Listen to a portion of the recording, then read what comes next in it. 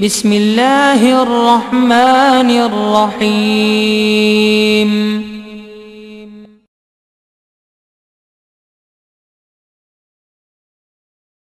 Selfie educational and welfare society کے زیر اہتمام چوتھی سالانہ سیرت امام الانبیاء صلی اللہ علیہ وسلم کانفرنس وادی نیلم آزاد کشمیر۔ وادی نیلم جنت نظیر آزاد کشمیر کا نہایت خوبصورت سرسبز و شاداب اور پھلوں کے باغات سے مالا مال ایک رومانوی خطہ ہے، بلکہ اسے وادی کشمیر کا دل کہا جائے تو بے جانا ہوگا، مگر 250 کلومیٹر کی پٹی پر مشتمل یہ حسین وادی عرصہ دراز سے اہل توحید اور کتاب و سنت کے مرکز سے محروم تھی۔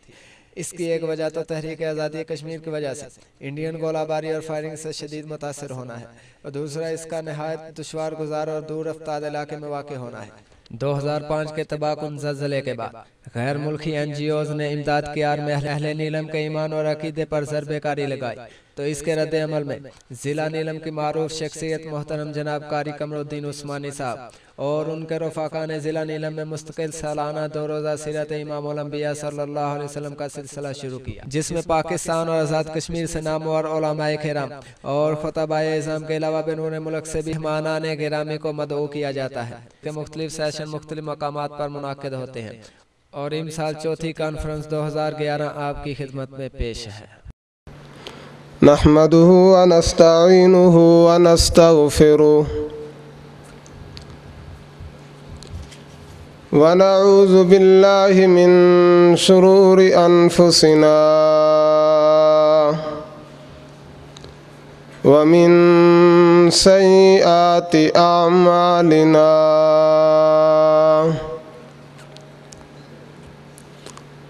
من يهد الله فلا مضل له ومن يضلل فلا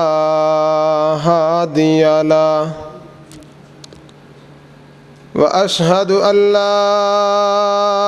إله إلا الله وحده لا شريك له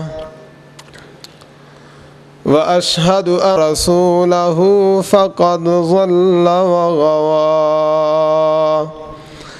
فإنه لا يضر إلا نفسه ولا يضر الله شيئا أما بعد فأعوذ بالله من الشيطان الرجيم إنما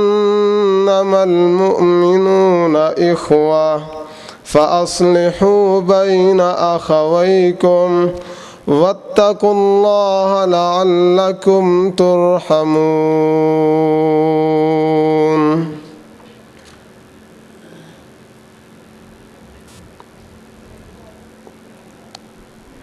اسلام یہ ایسا دین اور مذہب ہے کہ کائنات میں اس مذہب جیسا کوئی بھی مذہب نہیں ہے۔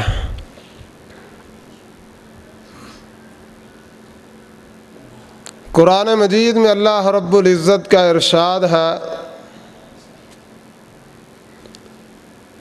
ان الدین عند اللہ الاسلام،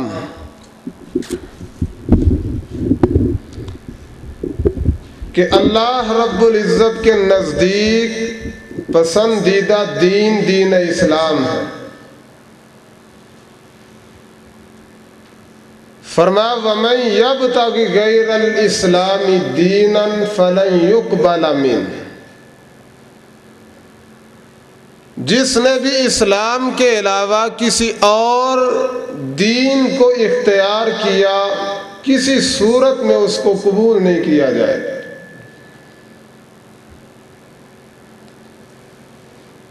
یہ اسلام ہمیں پیغام دیتا ہے باہمی محبت کا، مودت کا، پیار کا، ایک دوسرے کے ساتھ الفت رکھنے کا، تمام نفرتوں کو، عداوتوں کو، بغض کو، حسد کو، کینے کو اللہ رب العزت کے اس دین نے اپنے سے دور رہنے کا حکم دیا۔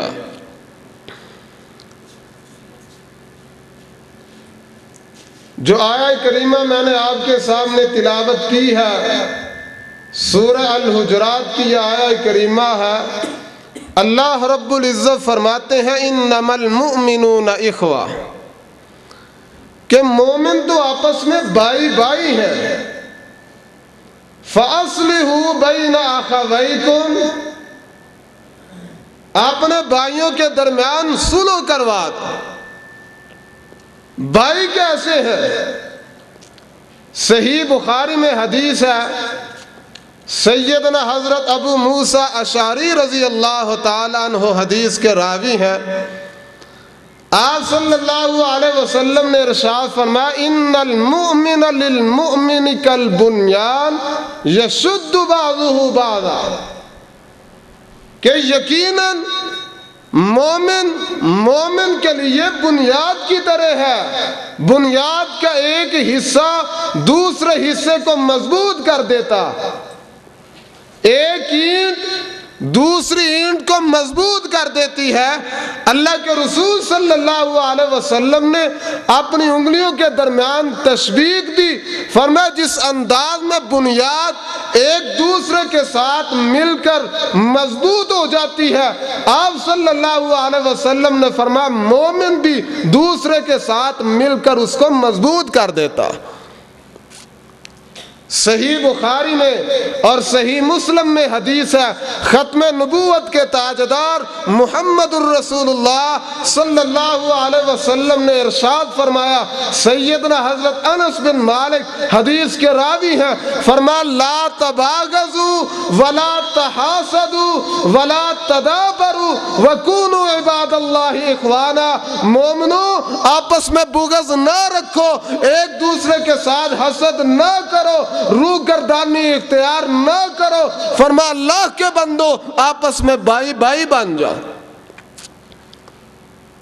اور آپ نے پیغام دیا وَلَا يَحِلُّ لِمُسْلِمٍ أَن يَحْجُرَ أَخَاهُ فَوْقَ ثَلَاثِ لَيَالٍ، فرمایا کسی مسلمان کے لیے جائز نہیں ہے، اس کے لیے حلال نہیں ہے اپنے مسلمان بھائی سے 3 راتوں سے زیادہ قطع تعلقی کا مظاہرہ کرے۔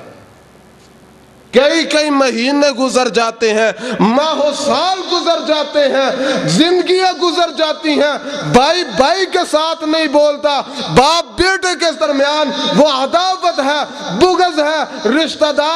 دار کے ساتھ نہیں بولتا۔ اللہ رب العزت کے پیغمبر محمد الرسول اللہ صلی اللہ علیہ وسلم کیا پیغام دیتے ہیں؟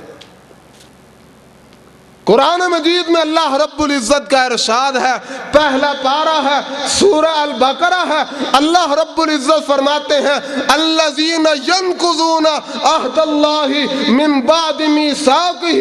ویقطعون ما امر اللہ بہ ان یوصل ویفسدون فی الارض اولئک هم الخاسرون، فرمایا جو لوگ اللہ رب العزت کے عہد کو پختہ کرنے کے بعد توڑ دیتے ہیں، جن رشتہ داریوں کو اللہ نے جوڑنے کا حکم دیا ہے ان کو توڑ دیتے ہیں اور زمین پر فساد کرتے ہیں، اولئک هم الخاسرون، یہ گھاٹا پانے والے، نقصان اٹھانے والے لوگ۔ اور دوسرے مقام پہ اللہ رب العزت نے اسی آیہ کریمہ کو دہرایا اور وہاں پر یہ الفاظ ہیں اولئک لہم اللعنۃ ولہم سوء الدار، جو لوگ رشتہ داریوں کو کاٹ دیتے ہیں، آپس میں قطع تعلقی کا مظاہرہ کرتے ہیں، لعنت کے حقدار ہیں، ان کے لیے بدترین انجام ہے، بدترین ان کا ٹھکانہ۔ اب آپ خود اندازہ لگا لیں کہ آپس میں مل کر بیٹھنا، آپس میں ایک دوسرے کے ساتھ محبت کرنا،